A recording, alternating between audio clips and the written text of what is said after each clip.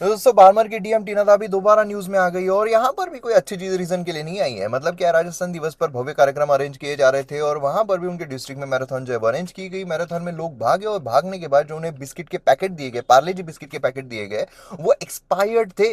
अब यहाँ पर दो चीजें निकल कर आती है। पहली चीज तो ये है कि देखो डीएम की पूरी रिस्पॉन्सिबिलिटी नहीं होती है कि वो एक एक पैकेट जो है वो चेक करे कि भाई एक्सपायर्ड है नहीं है। लेकिन दूसरी चीज ये है कि जो भी ऑफिसर उस चीज को संभाल रहा था वो मतलब इतना इनफेक्टिव है क्या कि सीधा वहां पर जहां पर डीएम मौजूद है, मतलब ऐसा कार्यक्रम जहां पर कोई डीएम मौजूद है, जहां पर उनकी निगरानी में सारी चीजें हो रही है, वहां पर एक्सपायर्ड बिस्किट के पैकेट बांटे जा रहे हैं। एक माइंडसेट जो बना हुआ है कि एक बार आप मतलब गवर्नमेंट सर्विसेज में चले गए, उसके बाद आपको रिटायरमेंट तो कोई उंगली नहीं उठा सकता है। मतलब क्या है ना कि भाई जो नेता होता है वो भी 5 साल में उसकी अकाउंटेबिलिटी रहती है, लेकिन आपकी रिटायरमेंट तक कोई अकाउंटेबिलिटी नहीं रहेगी। तो एक माइंडसेट बन जाता है कि चलो यार छोड़ो, जो आ रहा है अच्छा आ रहा है कि चल आ जा, जो आ रहा है कि तू आ जा।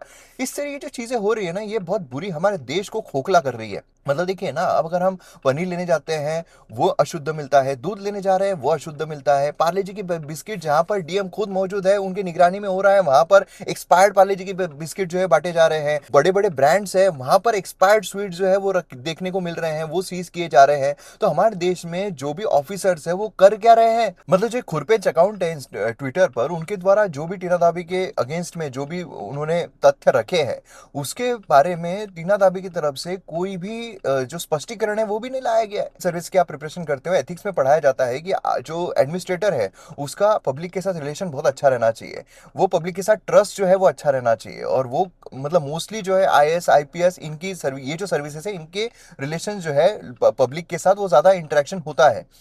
और यहाँ पर अगर ऐसी हरकतें होती रहेगी तो ट्रस्ट कैसे बिल्ड होगा? मतलब जो पढ़ते हैं और जो इम्प्लीमेंट करते हैं उसमें कितना डिफरेंस जो होता है वो देखने को यहाँ पर मिल रहा है। क्या हमने इस तरीके का रिव्यू सिस्टम नहीं लाना चाहिए कि पहले जिस तरीके से एक राजभोग चल रहा था कि भाई एक बार आईएएस आईपीएस बन गए तो आपका तो राजाशाही ठाट जो है वो रहेंगे, क्या ये अभी भी रहने चाहिए? क्या पब्लिक सर्वेंट है, वो नौकर है लोगों के, ये सही तरीके से हमने इंप्लीमेंट नहीं करना चाहिए? क्या रिव्यू सिस्टम इस तरीके से नहीं लाना चाहिए कि अगर वहां पर वो सही तरीके से काम नहीं हो पा रहा है तो उस पर कार्यवाही होगी? सोचने वाली बात।